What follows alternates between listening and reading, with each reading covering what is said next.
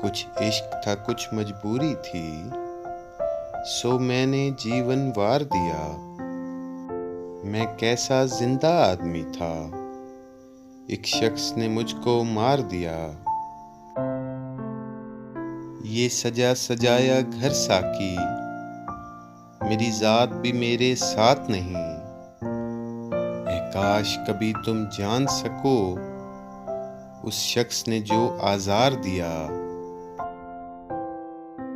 मैं खुली हुई एक सच्चाई, मुझे जानने वाले जानते हैं, मैंने किन लोगों से नफरत की और किन लोगों से प्यार किया।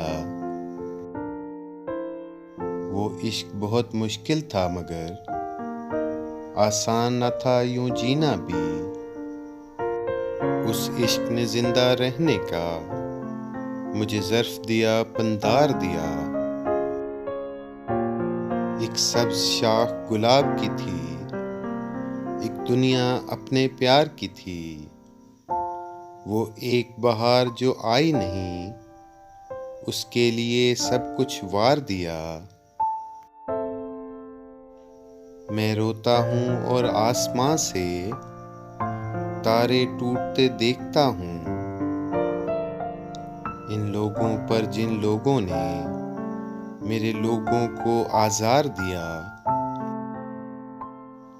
वो यार हों या महबूब मेरे, या कभी कभी मिलने वाले, एक लज्जत सबके मिलने में वो जख्म दिया या प्यार दिया।